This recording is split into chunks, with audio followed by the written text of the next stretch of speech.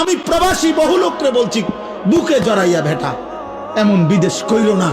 16 বছর তুমি বেটা কষ্ট করে বিদেশ করো, তোমার একটা একটা ঘাম, একটা একটা টাকার মধ্যে, রিয়ালের মধ্যে বেটা তার ঘামে ভিজা, তার কষ্টে ভিজা, তার কলিজাটা পানি করে ফেলছে।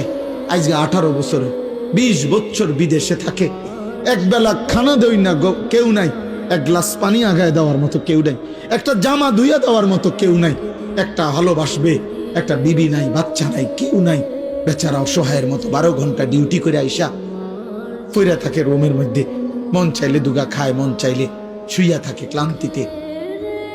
আবার ডিউটি টাইম হয়ে যায়, কে খাইবো কে রাঁধবো? এত কিছুর বিনিময়ে তোমার স্ত্রী দেশে বাজারে বাজারে ঘুরে গেরাম চুক্তি বেড়াইতে লগে কথা কয়, তোমার ছেলে নামাজ পড়ে না, তোমার মেয়ে অসৎ চরিত্রবান, চরিত্রহীন কোন লম্পটের সাথে হারাম প্রেম করছে, আর তুমি বিদেশ করতে আসো।